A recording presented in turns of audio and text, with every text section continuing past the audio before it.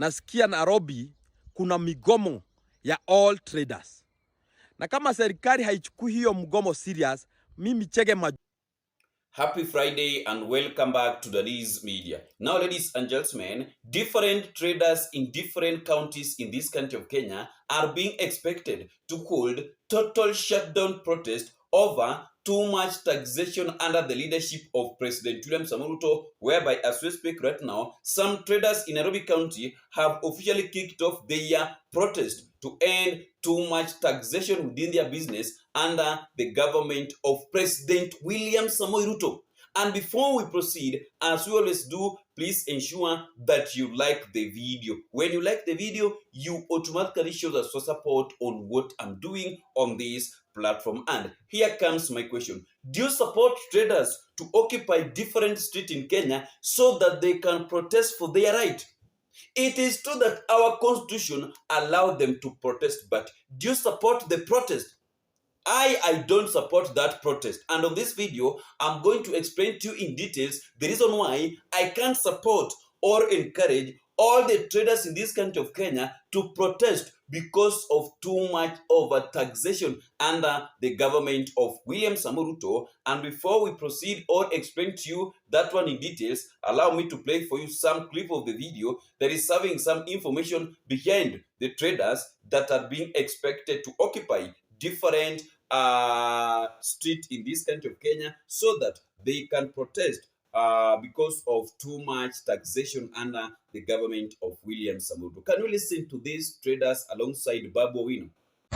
Thank you very much, ladies and gentlemen. I want to take this opportunity to support the traders in Nairobi, traders in Kenya, support the demonstration, the protest that they will be holding tomorrow. Article 37 of the Constitution allows anybody to assemble, peaceably assemble and present petitions to any government office in this country. I want to support the traders because the government has decided to increase taxes for imported goods. Previously, a container was costing 2.5 million Kenya shillings, and now it is costing 3.2 million Kenya shillings. And there are other taxes that have been increased in other products that are being imported. This is killing business in this country. You cannot allow a nation that is increasing taxes for its citizens. Kenyans are being milked dry. Kenyans are suffering. Kenyans don't have means of survival. They have small businesses which are not doing well because of high taxes. And we cannot entertain a government that is increasing taxes for our citizens. I'm in support of tomorrow's protest. And in case of anything, I will represent you in court free of charge on pro bono publico. And I want to take this opportunity to wish you all the best. Let us fight this war together. Let us defeat the oppressors. Thank you and God bless you. Maana sisi kama wafanyabiashara tumeamua kutoka Kisumu mpaka Mombasa, muenda Nyandarua, uende Homa Bay, uende the capital city of the Republic of this nation on the 28th. Hata duka ya kuuza kibiriti haitafunguliwa. Mimi naitwa Andrew Swago. I'm the MSME Alliance of Kenya spokesperson, and on behalf of wafanyabiashara wale wanafanya biashara katika taifa letu la Kenya, sisi kama wasimamizi ya wafanyabiashara tumepata vilio chungu mzima kutokana na uongezeji ya benchmark ambayo imeongezwa kutoka kwa 2.5 million shillings ambayo tulikuwa tunalipa kwa shida mingi sana to 3.2 million shillings. Sisi kama wafanyabiashara tumehangaika pakubwa hata kulipa hiyo 2,500 has been, 2.5 million has been a big problem to us. Sasa tukiongezewa tena hii 700 ni kumaanisha maduka mingi tunaenda kufunga na kwenda nyumbani, kwa sababu vifaa vyetu kama hivi ambavyo tunavi-import kutoka nje, for example kama hii machine tunauzanga na 20,000. Ukiongeza custom duty with about 30%, ni kumaanisha on top of 20,000 naenda kuongeza 30% the cost of this mixer. Watu hawataweza kununua, makanisa zitaenda kufunga, na hata wale watu wanavanga masuti wataanza kuvaa vitambara. kwa sababu maisha imekuwa ngumu na biashara inaenda kutushinda kama wafanyabiashara hapa Kenya, na sisi ndio backbone ya economy of this nation. Kwa hivyo wakati serikali inatuhangaisha, serikali inafaa kuweka into consideration ya kwamba bila sisi hakuna economy ambayo itakuwa inaendelea katika taifa letu la Kenya. Sisi ndio walipaji ushuru kuu katika hili taifa. Kwa hivyo every development that is taking place in this nation is as the reason of the existence of the MSMEs. Bila sisi hakuna hata maendeleo itaendelea vile mnavyoona vikiendelea katika hili taifa letu la Kenya. Kwa hivyo tunaomba serikali mtusikize na mtusikize, na kwa sababu tumeweza kuongea na serikali na tukawabembeleza na tukaweza kunyenyekea na kuelekeza pendekezo zetu katika vitengo vyote vya serikali na wamekataa kutusikiza. Ndio maana sisi kama wafanyabiashara tumeamua kutoka Kisumu mpaka Mombasa, mwenda Nyandarua, uende Homa Bay, uende the capital city of the Republic of this nation on the 28th. Hata duka ya kuuza kibiriti, ukiangalia pande ile ya chini maduka zote zimefungwa na kumekaa hivyo empty juu watu biashara zimewalemea, na si watu hawajitumi tu. Tunaambuka saa 11 kuja hapa na kazi yako ni ukuje ufungue. Kwa majina naitwa Michael Ngige, ni biashara Kambokoji. Sisi tunaomba serikali tusikize juu sasa tumefinyika sana kibiashara, biashara zimekuwa chini sana. Ile mzigo hata tulikuwa tunaleta zamani unauza na miezi 3, siku hizi ukileta hiyo mzigo unaiuza karibu na miezi 6, miezi 7 na haishi. Sasa unajikuta zile expenses ulikuwa nazo hata wakati ulikuwa unauza hiyo mzigo na miezi 3, bado expenses hizo zimekuwa juu. Sasa juu hiyo mzigo imeenda karibu mwaka moja, miezi 7, miezi 8, karibu mwaka mzima ukiuza container moja. Hiyo ni CBM, umeweka kama CBM 30 kwa hiyo mwaka moja. Sasa ukifanya na expenses zako zenye unapata kila siku, unakuta bado ni hasara unaenda. Sasa kama huku kwetu kwa watu wengi sana wametoka kwa maduka, hata mkiangalia pande ile ya chini maduka zote zimefungwa na kumekaa hivyo empty juu watu biashara zimewalemea, na si watu hawajitumi tu. Tunaambuka saa 11 kuja hapa na kazi yako ni ukuje ufungue, customer hawapatikani, na wale kidogo wanapatikana, ile faida unapata ni kidogo sana, haiwezi timiza mahitaji yako ya kila siku. Unakuta hata kama hizi duka tulikuwa tunaajiri watu 4, watu 5, sasa hata nyinyi mnafungua wewe na watoto yako wale wamemaliza shule, juu hata hao hawako kazi, hata una pesa hata ya kuwapeleka university. Sasa mnakaa nao kwa duka. Hata hiyo university zamani watoto walikuwa wanakopeshwa pesa ndio wasome, sasa mzazi yanarudi kwa mfuko. Sasa unaona ni kabla mkakaa nao kwa duka muuza, ikipatikana ni sawa, ikipatikana ya kukula afadhali sasa uwapatie chakula, hata ikipatikana ya masomo atavumilia tu. Sisi tunaomba rais mwenye tulichagua na kujipendea, sasa asifanye watu wamchukie sana juu sasa watu wanasikia roho zao zimeinama. Sasa walimchagua, waliamuka asubuhi, na wakati tulikuwa tunamchagua hii container ilikuwa 2.2, yeye mwenyewe akakuja akaongeza 300, na kwa vile walisema walikuta serikali haina kitu, tukasikiza tu, tulikuwa tunapenda hiyo serikali, tulikuwa tunafikiria tutaendelea hivyo. Sasa tena ametoka 2.5 tumeenda 3.2. Sasa hatujui kama nao ndio wamechukua pesa. Sasa tena nao tena wanataka kusema hakuna. Sisi wenyewe hata sisi hatujielewi. Tukiomba rais ile pesa kidogo inapatikana, aache kuongeza mwanabiashara kodi. Ile pesa kidogo inapatikana, wajaribu kuvumilia naye, ile wakati maneno itakuwa mzuri, hakuna mtu atakuwa na problem hata kulipa kodi kama pesa ingekuwa patikana. Lakini saa hii hata ile mizigo tuleta ya 2.5 tunashindwa na kuuza juu mizigo hiyo bado pia inaingia na bei ya juu, na watu wamefinyika kwa mifuko, raia wale tunauzia hawana pesa. Kila kitu unakuja kumwambia 200 na kwambia 150. Sasa saa hii hiyo ilikuwa unauza 200 inatakana uuze 300. Sasa utauzia nani? Unaongezwa kwa nini? Sasa labda serikali ituambie juu hata sisi tunashindwa, tumeongezwa kwa nini? Juu sasa hata zile maroni wakati serikali ikiingia roni ilikuwa inapatiwa na kwa 14%. Saa hii tuko 20 hata 20 na kitu. Na hata watu wa biashara hawaelewi wanalipa na nini. Watu wengi wametoka kwa biashara. Juu maroni wameshindwa na kulipa. Hiyo mzigo hata ukiendea China ukileta hapa wanauza hiyo mizigo yako na miezi 4, miezi 5 tulikuwa tunauza mbele, unauza na mwaka mzima. Sasa hiyo faida haiwezi kuidhibisha. So that is what is happening right now in this country of Kenya, whereby traders are now seriously facing different challenges within the year. Some businesses have been closed, mara nini. And again, allow me to play for you this video of William Samoei Ruto speaking for the first time after what happened to the Gen Zs in 2024.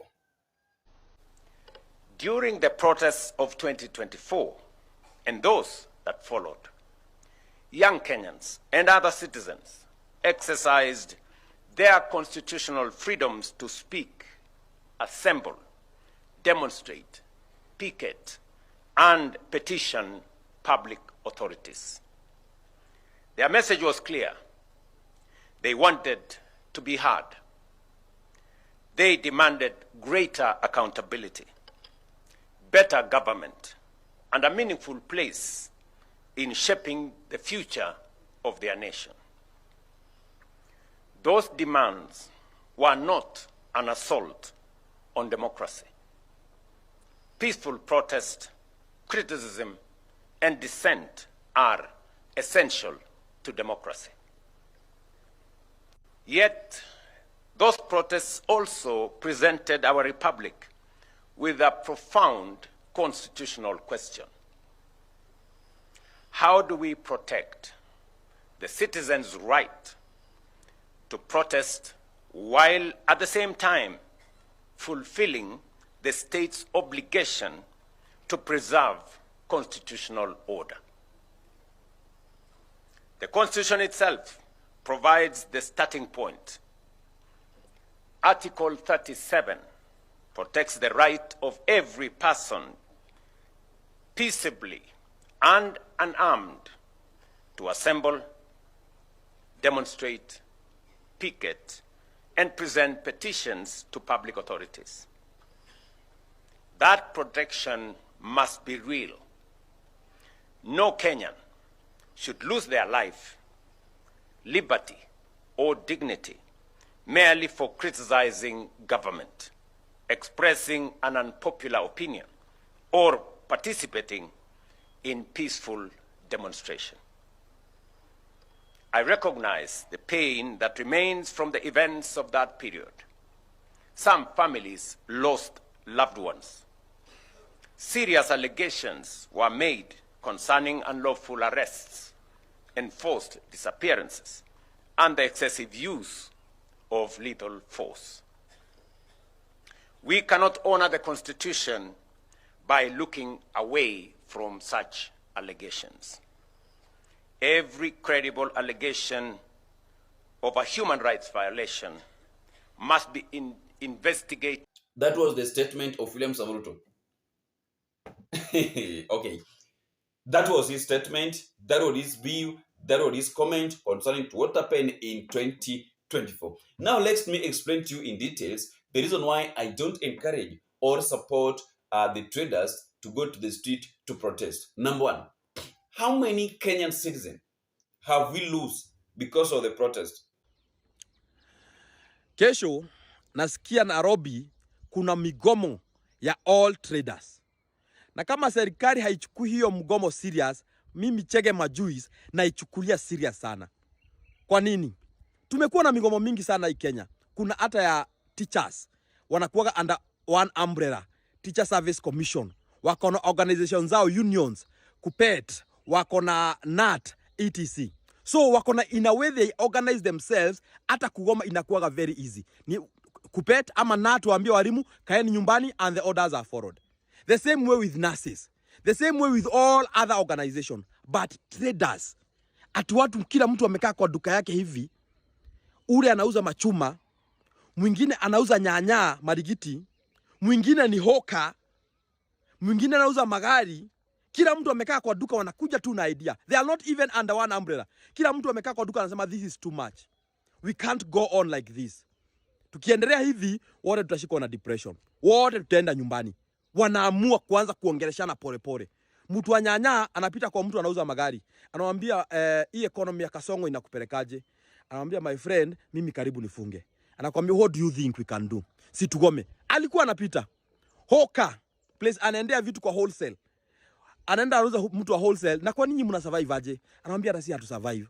Hii containers Kasongo ame increase hakuna kitu inabaki, karibu hata tunaenda nyumbani, hata ni blood pressure iko juu.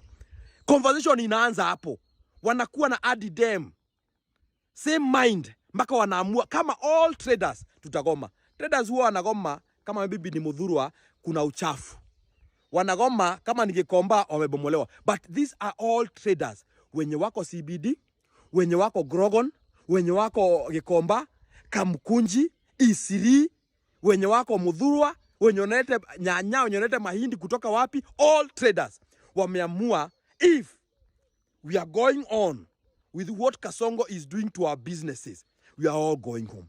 Imagine watu ambao hawajuani, wengine ni wanyanya, hawkers, wengine wanauza spare za gari, wengine sijui wanauza nini.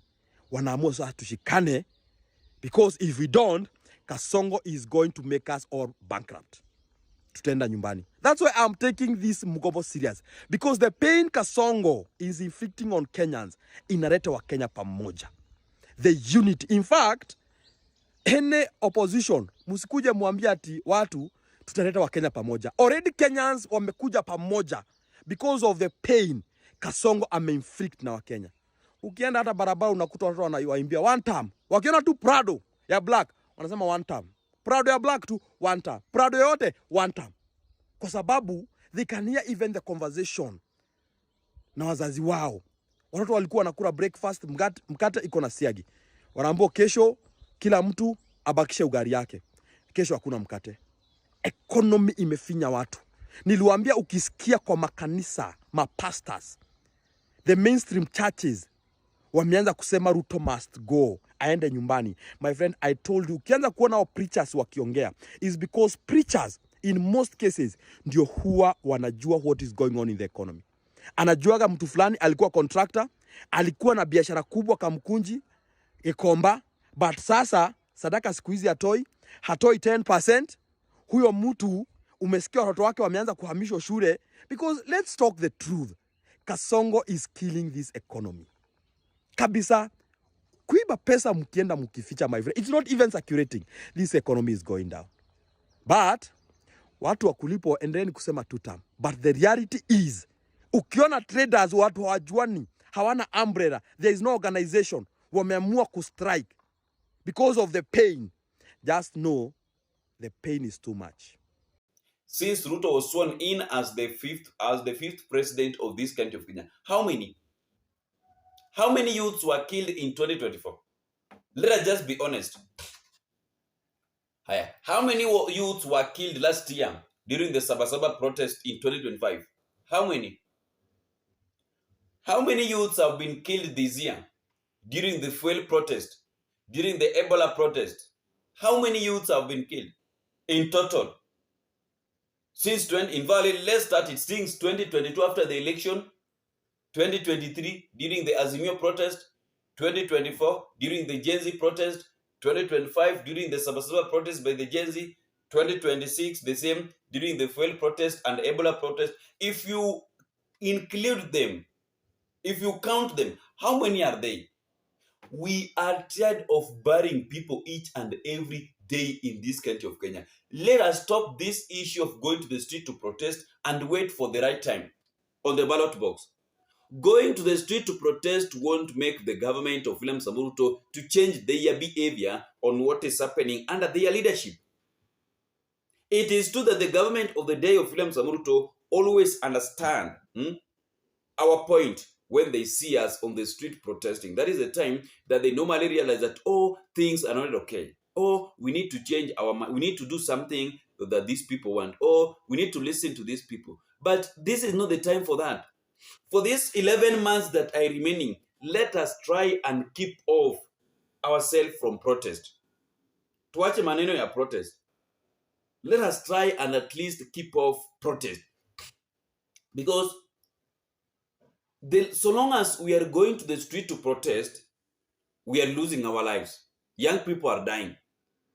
Like right now, let us assume that hii maandamano ambayo inakuwa expected hapa Nairobi ama Kisumu ama Mombasa ikuwe kubwa. So watu wengine watakuwa abducted. Watu wengine watakuwa arrested illegally, abducted illegally, killed illegally. Then sisi ndio tutapoteza watu. The more we go to the street to protest, the more voters in Kenya are reducing. And that is what I don't want. It is not that I'm not supporting the government. What I'm trying to say is that I don't encourage our traders to go to the street to protest because we don't know how the outcome will be. Hatujui jinsi ambavyo, and we don't know how the outcome of that protest will be. Sometimes it can be a peaceful protest, sometimes it can be a violent protest. Some people may lose their life, others may be abducted illegally, others may be arrested illegally. Because do you know that some people who abducted, whom go missing in 2024, 2025, and others in 2026 are still missing up to now, and we don't know where they are. So we need to be very, very, very, very careful on this matter of protest because of some challenges that we are undergoing under the government of William Samoei Ruto. I know that it is our right as Kenyan citizens to go and protest, but we don't need it. We don't need it right now. Let us do the right thing on the ballot box. And the problem of this country of Kenya, sometimes we as voters, we as citizens in this country of Kenya, we are the problem. Because we normally know that this leader cannot do well for us, but we still elect him. Why? We know that huyu mtu hawezi tufanyia kazi, but akishatupatia pesa tunamchagua tena. Come 2027 election, let us stop this stupidity of sympathy voting and also this issue of voting because someone give you a lot of money. Do you know that that is the reason why watu wafanyangi kazi? They normally invested on you while campaigning. So what do you expect him or her to work for you? How? How do you expect him or her to work for you? Atakufanyia kazi aje? Atakufanyia kazi aje? So it is upon us to think twice. Even me, not that I'm not supporting the government, and not that I don't like these traders to protest. No, I just want people to wait for the right time. Let us protest on the ballot box. Because hii maneno ya kuenda kwa street kuandamana, I don't think that it can change anything. Although that is the communication. That is how we normally communicate to the government of the day. But during this political season, or during this season, let us stop this issue of this protest of each and every time, because we are reducing. Voters are reducing each and every day. Tukienda maandamano unakuta 5 wamekufa, 5 wamekuwa abducted, 20 over 50 wako hospitali, mara nini, and those are just expenses.